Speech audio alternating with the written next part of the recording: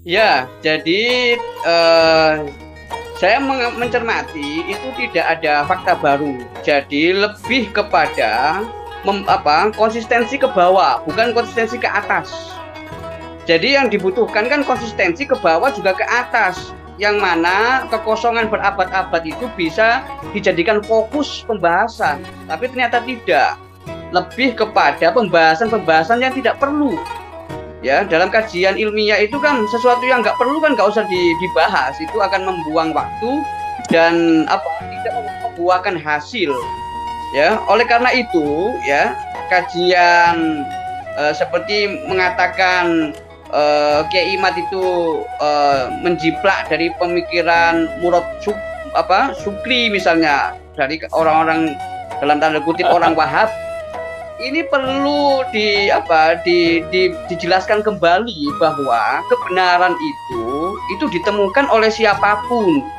Kalau kebenaran itu sama, bukan berarti dia itu taklid sama orang sebelumnya. Ini yang perlu dipahami. Jadi jangan dikesankan ya sama dengan Wahabi yang kalau teorinya Yai Imad dipakai akan menggugurkan keadilan ulama-ulama Ba'alawi. Oh, cara berpikirnya tidak demikian. Ya, cara berpikirnya tidak demikian. Kenapa? Karena ulama-ulama itu terkadang soal masalah riwayat itu hanya menerima dari orang yang ia dengar yang dianggap jujur. Tapi bagaimana dengan sebelumnya? Ya, dalam riset riwayat itu apabila ada data baru, ya data baru itu bisa diterima. Ketika data lama itu inkonsisten, itu baru bisa diterima. Nah, sekarang yang inkonsisten itu data barunya yang inkonsisten dengan data lama, ini jadi masalah gitu loh. Oleh karena itu kalau dipaksakan bagaimanapun itu akan menunjukkan bahwa logika keilmuan itu akan selalu bermuarah kepada koherensi antara yang pertama, yang kedua, yang ketiga, sampai yang terakhir. Kalau bahasanya Kiai Ubed tadi kan tobakoh kan dari generasi ke generasi. Kalau bahasa kitabnya itu kan Kutubun Nasabina al-Abdal, kan dari generasi ke generasi itu dibutuhkan. Kalaupun ada kekosongan dimaklumi, tapi jangan sampai kekosongan yang sekian lama itu kemudian terjadi perbedaan antara catatan yang oleh para ulama nasab itu dijadikan sumber utama, ya sajaroh itu, silsilah itu dijadikan sumber utama, tapi kemudian justru yang dipakai itu adalah hasil dari temuan orang belakangan yang di situ secara riwayat dan secara siroh, secara tarikh sejarah itu masalah. Itu masalah. Oleh karena itu kembali lagi, jadi jangan langsung dianggap menggugurkan keadilan Ba'alawi. Orang nggak meneliti kok, itu nggak ada, bukan masalah adil ya, karena orang-orang tidak meneliti itu kalau dia nerima nggak ada masalah. Wong dia itu hanya berdasarkan siapa yang menyampaikan ya. Oleh karena itu perlu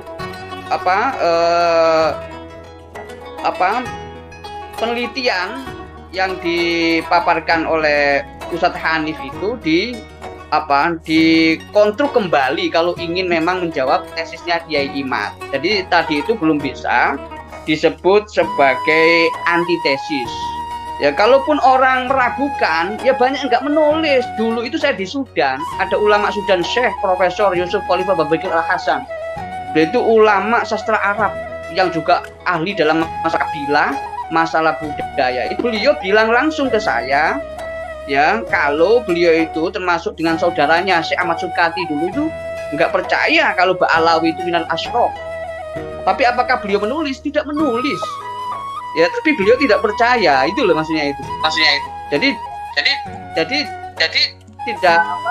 tidak pelaku yang tidak percaya itu kemudian menulis. Kiai Imad ini sampai sekarang belum dijawab sesuai dengan pertanyaan-pertanyaan yang dikonstruk Kiai Imad jadi 12 pertanyaan itu. Jadi ya sia-sia Kiai Imad cuman al-kasfu al-haqiqah, hanya mengungkap kebenaran aja dan mengambil sikap fikih untuk menyuarakan. Jadi bukan masalah mutlak memutrakkan, bukan. Kalau ya imat orang ngerti usul fikih kok punya kitab usul fikih, ngarang kitab waris, ngarang kitab balago, ngarang kitab puluhan kitab kan dikarang, ya beliau paham lah mana wilayah qot'i, mana wilayah dzonni. Jadi itu bukan masalah mutlak memutrakkan, tapi sikap fikih aja untuk menyuarakan sebagai tanggung jawab sebagai ulama itu. Ini yang perlu saya yang saya tegaskan. Oleh karena itu tidak perlu sampai kebakaran jenggot, karena ini sesuatu yang bersifat ilmiah sesuai dengan koridor berpikir Islami, itu akan selalu ketemu konsistensi dan koherensinya, konsistensi internal maupun konsistensi eksternal. Kalaupun nanti kemudian ada orang pakai pendekatan barat misalnya, membaca tulisannya Kiai Imat kok nampaknya kayak makalah dan sebagainya, itu formalistik ya. Tulisan-tulisan kan kampus punya gaya selingkung antara kampus satu dengan kampus yang lain dalam menulis tesis, menulis disertasi. Itu bukan patokan, tapi secara substantif Kiai Imat itu sudah membangun bangunan logika ya secara ilmiah, dan beliau meminta bukti ya popularitas zaman dulu berupa catatan. Bahasa lainnya kitab yang sezaman atau mendekati zaman itu. Nah, jadi popularitas perlu ada buktinya, kan ada kekosongan, ada persoalan. Kalau nggak ada persoalan nggak masalah. Ya, apalagi Ibnu Khaldun melihat itu kan generasi itu kan yang bisa dikatakan aman ya 3 generasi. Ya, misalnya kalau umurnya manusia itu dihitung misalnya satu generasi 40 tahun, 3 kali 3 berarti 120 tahun. Nah, tapi itu berapa abad itu kekosongan itu? Ini yang jadi masalah. Makanya muncul ilmu nasab karena ada masalah nasab. Ya, kalau nggak ada masalah nasab, masa muncul ilmu nasab itu? Ya, kayak mustalahul hadis itu, laulal fitnah lama kana ilmu mustalahul hadis. Ya, kalau nggak ada fitnah, ya nggak ada konflik persoalan riwayat ini sahih, ini dhaif, ini hasan, ini maudhu, ini la asalahu, ya maka nggak ada ilmu mustalah hadis termasuk ilmu nasab, karena munculnya ya tadi yang dikatakan orang-orang yang salah dalam menyambungkan nasabnya atau yang sengaja memang mengaku-ngaku dengan nasabnya. Ya ini yang ini koridor ilmiah gitu. Koridor berpikir Islami memang begini. Ya. Jadi nggak perlu ya apalagi yang kemudian disebut tesis karena belum diuji. Ya ini kan pandangan-pandangan formalis seperti ini kan kayak pandangan anak baru S1 gitu. Ya, coba silakan nanti dimunculkan